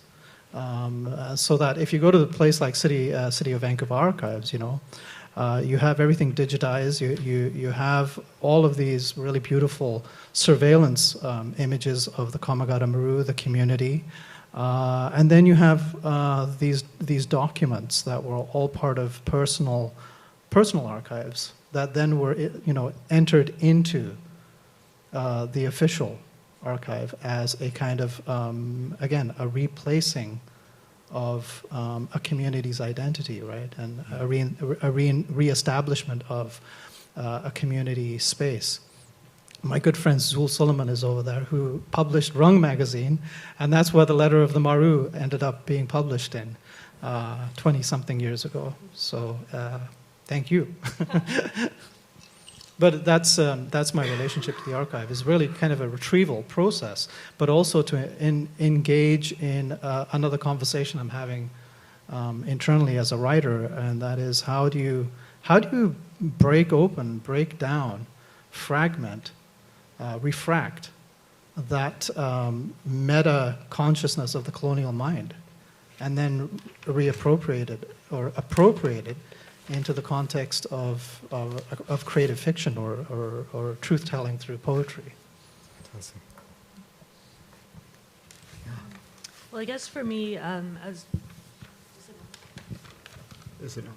Okay. I guess for me, as being an archivist, my duty on a daily basis is basically to ensure that we are preserving records, documenting historical events, people, places, activities, and then making sure that we make them accessible to the public while still maintaining the context in which the records were created so that they're trustworthy. They stand as trustworthy records. In terms of the Komagata Maru, I guess through the whole process of working on this project, what really interested me was the process of discovery and finding out that so many records do exist in the community, and being able to engage with those records and bring them into the archives, being able to digitize them and put them online, making them accessible. And it's been really rewarding seeing these images that have come, images of the documents that have come to us in this manner, popping up in various projects and being used and coming up in new contexts. And it's just amazing. Could you describe kind of a specific surprise that you that happened when I guess producing the website or receiving more information about the Komagata Maru? Sure. I guess one example I can think of is that in the course of the first phase of the project, I learned everything about the Komagata Maru. So I knew everybody, all the key players in that. And it just happened that maybe 6 months or so later, we had a request for a photograph from one of our collections. So I was looking through this unprocessed collection, and I located a photograph that I had never seen before, and I was wondering, well, what is this photograph? I turned it over, and it said "Funeral of Mae Wah Sing," and Mae Wah Sing is known as the individual who murdered immigration officer William Hopkinson after the Komagata Maru incident. And it kind of just took my breath away because I hadn't actually seen that photograph previously. And I wrote a small article about the photograph, and since then it's been used quite a lot in different events and publications. Was it just last year was the 100th anniversary of the execution of Mae Wah Sing, and the photograph was used quite a lot through all the commemorative material. So it was really nice to be able to see that photograph appear as part of the commemoration event. Thank you. Perhaps one other broad question, and we should open it up for the audience. I'd like to turn to that question that's really one of the overarching questions, which is of migration. And I guess what I want to ask is about the nameless and the faceless within the representation of migration, and even migration emergencies as we are in one, as we are now. Cecily, you had in your presentation, I thought, a really important reference to Marlene Nobesi Phillips' book, Zong, which is, you could describe it as a book of incredibly brutal migration. Migration is death. And it is about, I hope I can maybe just offer a bit of background for those who don't know the book. It is about a book about slavers, a slave ship who threw enslaved people overboard in order to recover the insurance money. And the case was brought to trial, and forgive me, I forgot the perversity of the situation is that there was no charge brought forward for murder, only insurance fraud or something to that effect. Marlene Narbesi Phillip, not unlike many people, many poets, Pindar, precisely as Cecily, turned to the archive, this site of violence and pain. And but what could she find there? She could find no voice, no face, no name, really.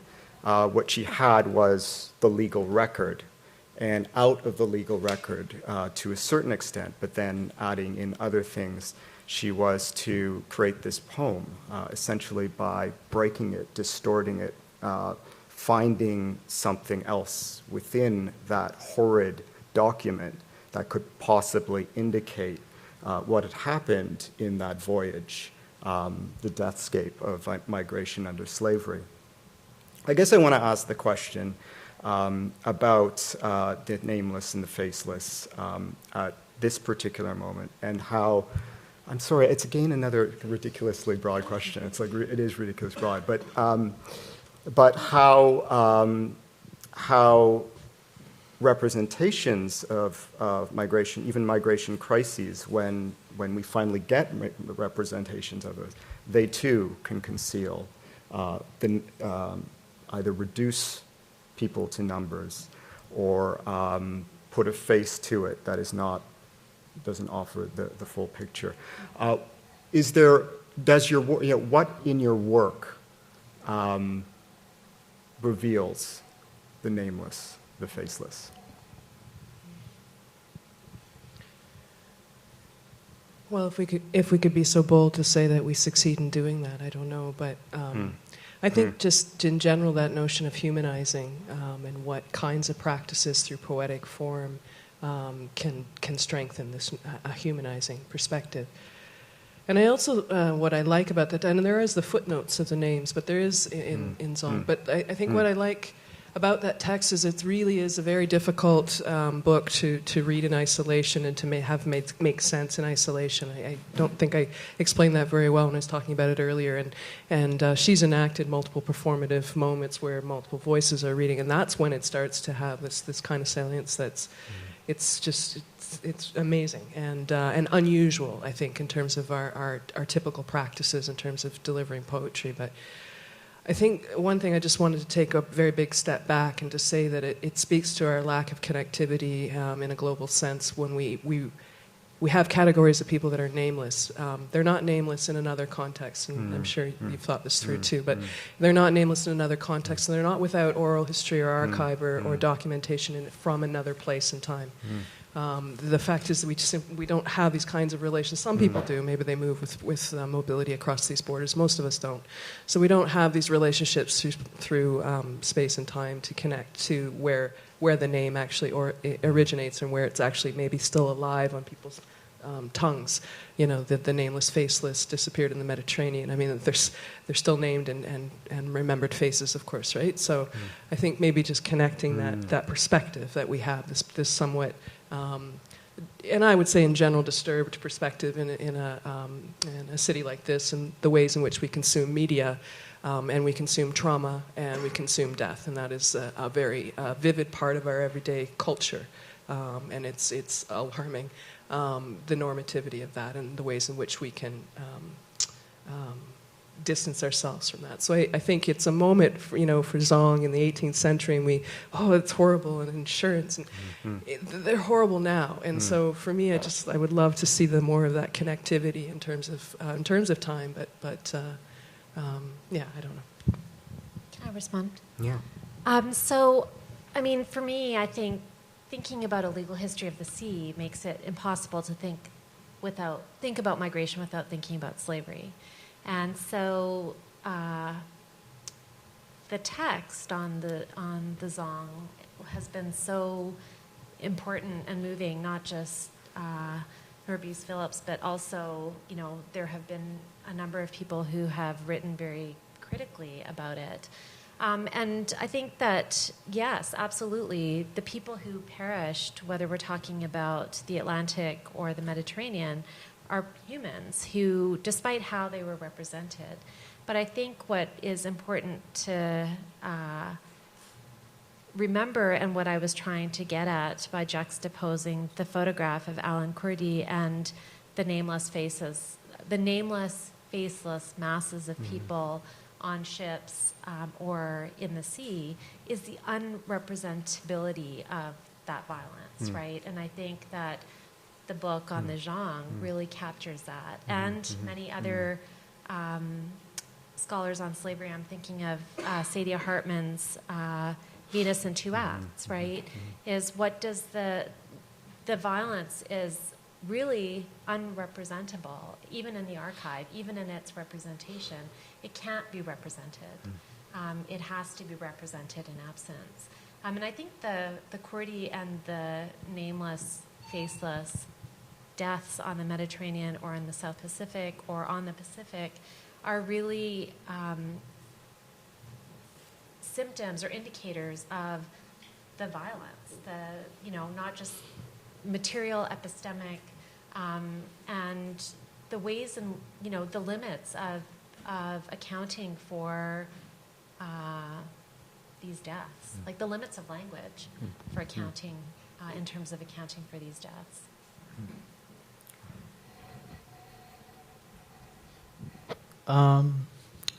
Yeah. I was thinking about, as I was listening, I was thinking about really the process of what informed me when I was writing Dream Arteries, and that was really the reality of the refugees in the dinghies coming from the Libyan coast, because that was primarily the point at which I was writing, and it's and the strategy that I used in terms of how I anthropomorphized the ship itself, and to kind of to build a narrative over a time period that's over a century, and then also connect it with the maritime migrations that have happened since the early 90s, like the Fujian ships from China, the MV Sunsea, that was here in 2012, I think it was, Sri Lankan migrants. These are the faceless. Punjabis were the faceless a century ago. The question of kind of accessing and then kind of bringing the archive into a community space has been a very long period of time. So representation, as it comes down to the current contemporary moment, we have the pleasure of having a progressive archivist who wanted to build and kind of move not just from the stark archival record of like a century ago, but to really kind of build another kind of narrative around it. In the 1990s, there was one plaque next to Canada Place for the Kamagata Maru. During that time, the idea of speaking to the Kamagata Maru was really in connection just to a very small coterie of people that were connected to the left culture, right, of the Punjabi community, which is really where the keepers of, in some ways, of conscience comes from. And to come back to Cecily's point about our ethical role in representation and around exploring compassion, humanity, ethical positions. I mean, that was something that was very real for me when I was in that writing process, because I was hoping that if there's a potential reader that has absolutely no idea of what these ship histories are, that they would reflect on the current moment in the contemporary space. And everything that they see on TV, or a person or a reader sees on TV, becomes that much more relevant and resonant. And that was kind of important for me. So in terms of representation, it kind of traverses many different places and trajectories. On another note, the approach I took was very controversial in the Punjabi community because I used a very invisible technique, the apocryphal technique from the Bible, which is what stories get to be the official record of a certain sacred story. And the Kamagara Maru in the Punjabi community is the most sacred story. And connecting that to European migrants, or connecting that to the Sri Lankan migrants, or connecting that to the Chinese migrants, was a difficult one. So it's a question of like loyalty on representation, or loyalty in terms of community and what kind of community you think you are part of, right? So anyway, I'm just rambling here, but it was a difficult process for me to kind of own, but at the same time, it's an important kind of internal conversation one has about our own humanity, right? Melanie, maybe just the last quick point, Melanie, in your, I guess sometimes in the context of the nameless, what we can find in the archives of migration is a face. And in your presentation, you offered me something that I'd been looking for, actually, for a long time.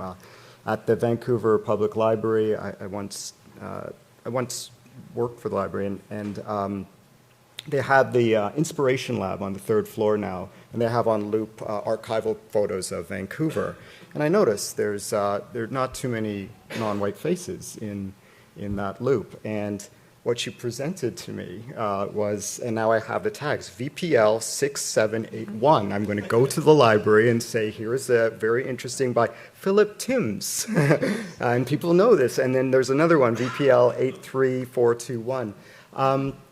I guess I want to offer my gratitude for these photographs. That again, there is a work that is done simply by having the face, and it's not the end of the work by any means, but it is part of the work.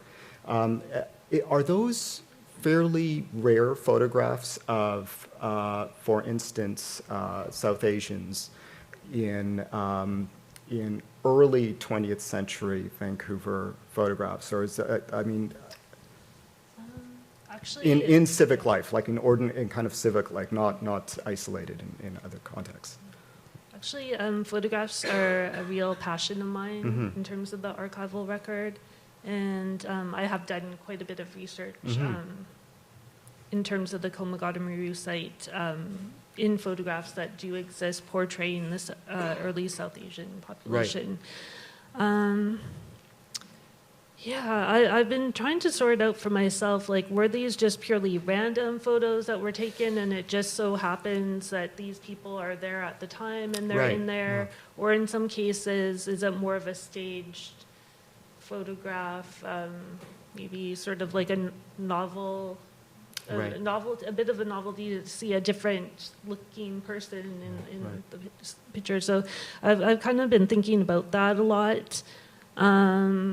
There's not a lot of them. The libraries and archives have been really good in cataloging the photographs to mention that there are Sikhs or South Asians in the photographs, and that's how I found them. Okay. Basically, was just searching on those keywords. Okay. So that does say something as well, that they're actually, making the effort to include that information in the metadata, just because it is so hard to locate photos of early South Asian immigrants. Thank you. I wonder if we have a... we can take 3 questions. Three? Yeah. Okay, yeah. Questions? Yeah, please ask. We should probably try to do our best never to... Right.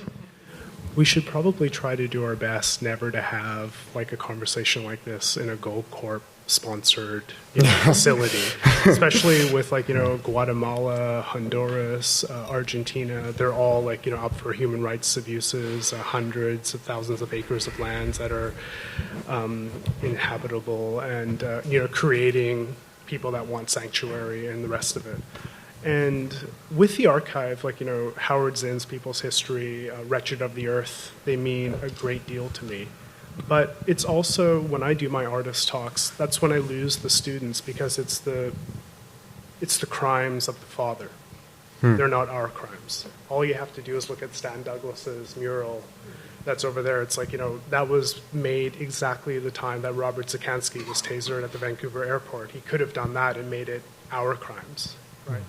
The Kamagata Maru has been brought up a number of times, and when I went to the Kamagata Maru, it was like really decadent event after decadent event where the moderator would say we have samoshes and pagodas, and and if some of the energy or the courage of the people that actually got onto the Kamagata Maru would have been imposed on the 100-year anniversary, then we could have had something. And I've talked about it with Pinder and many other people, that if Alain would have died half a year before or 3 months before, the Kamagata Maru would have been completely different.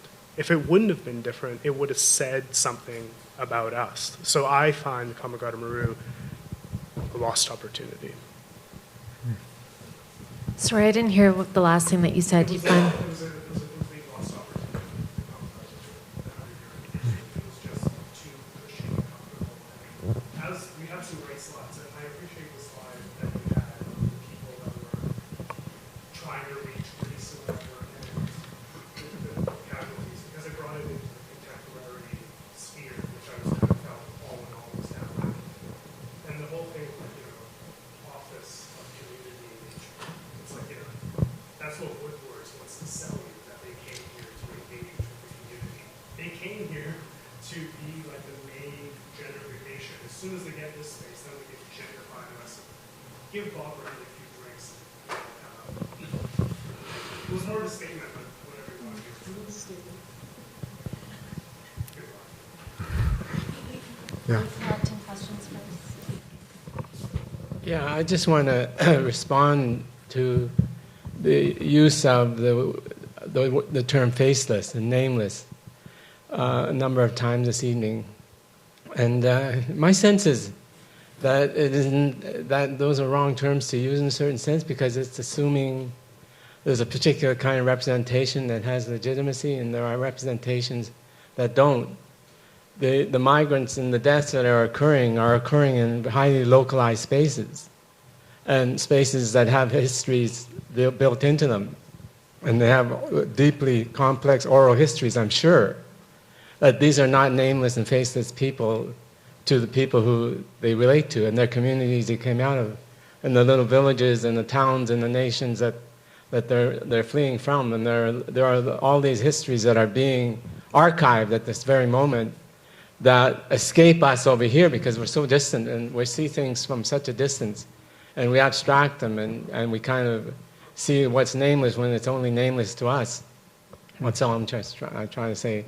And I was wondering if any of you have been looking at some of the photographic records of the migrants, experience of migrants, because online, as much as you kind of suspect the accuracy of photographs, there are some amazing photographs being taken by photographers who are in the context and shooting shots of people and kids and things like that. And they're very problematic images, but they still give you a deeper sense of the kind of complexities of life and the migration patterns that are going on right now, that are escaping representation and making us aware that we know so little.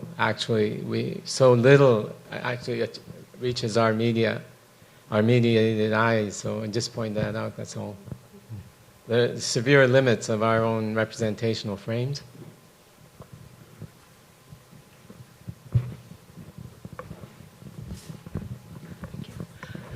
Thank you very much for your presentations. I was really struck, though, by the erasure of women in the photos and the names in the directories, in the probably the names on the manifest as well, and was a bit surprised that nobody commented on that. Were they not allowed on the ship to migrate in those times where they are now, so they're in more peril?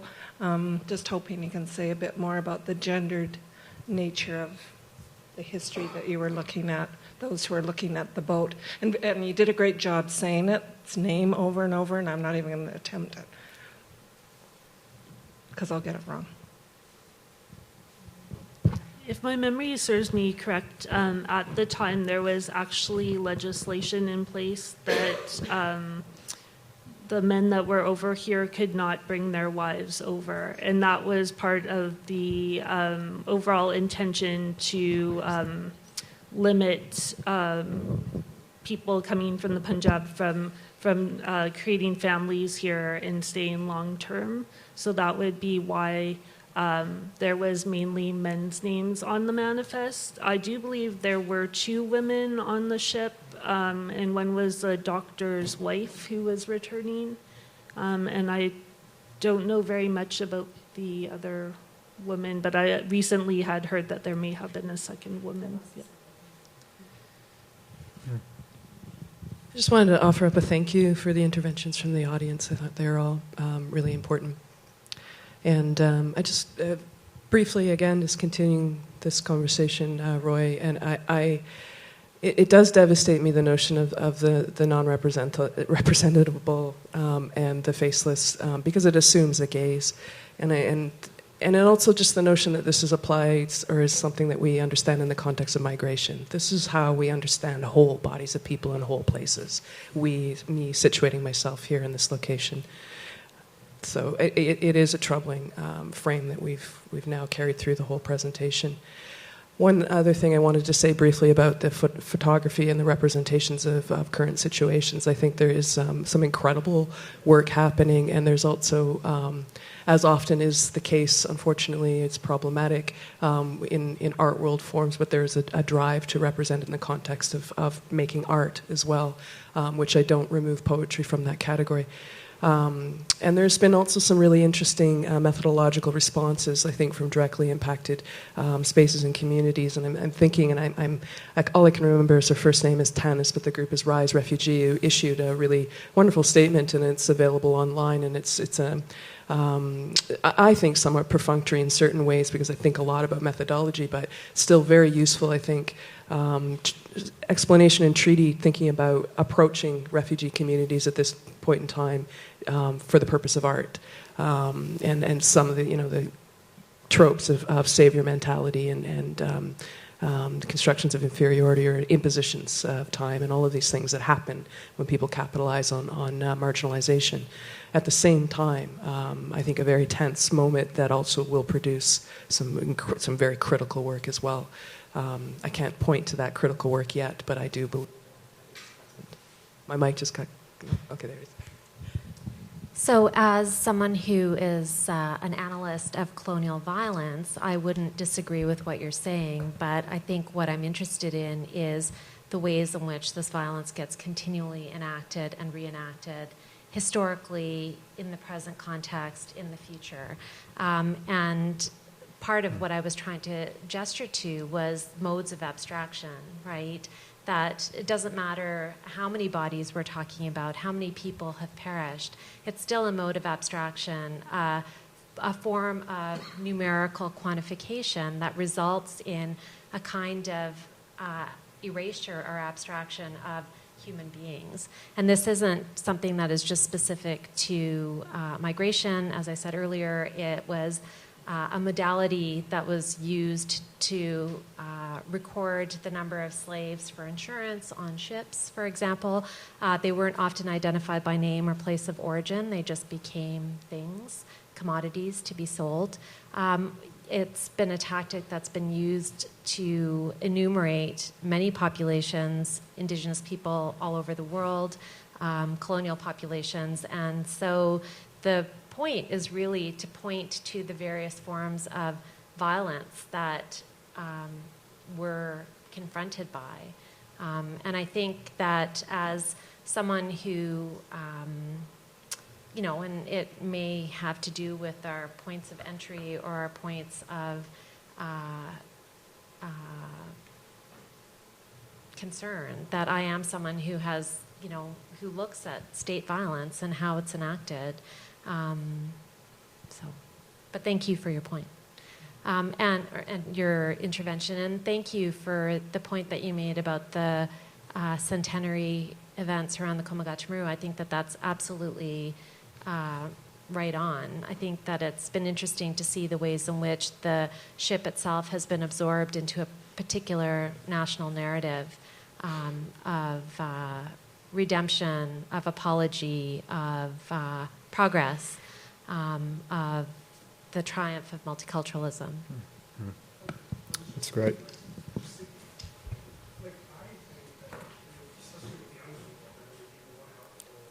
Sorry, can you speak up just a bit more? Especially talking with young people, because I don't really believe people are going to go back like 100 years. And just to see their posture and everything when we start talking about the Iraq War, or when we start talking about Haiti in 2004, right? Which is like Canada, France, and the United States overthrowing democratically elected leader. When you look at the Iraq War in 2003, which if you look at Paul Solucci, who was the American ambassador, he has like pages and pages and pages of text, which is basically saying Canada was like contributed more than 46 countries that were officially part of it. Paul Solucci says it was America, England, and Canada and Germany tied it out for third place to go into Iraq. And of course, Iraq is directly leading into Syria and the rest of it. So it's just like, it just seems like as a strategy, it would just be better or more effective to talk about what was happening in the last 20 years instead of going back, because I don't think young people are going to go back. And what you said, like I totally agree. Like it is a richer history to find out, like what the colonial ships and the routes and all of that stuff. But I just don't think young people have so much information to absorb, almost as a strategy. You kind of have to, I don't know, just keep it like names and faces that they might recognize. I hear you with the kind of, I think this is actually a really interesting pedagogical approach, and I actually hear you. But you're not saying that to go back and try to find the forms of relationships and the frameworks that may have contributed to this particular moment is a waste of time. I mean, you began by saying wretched of the earth, right? Right. Yeah. Good point. Yeah.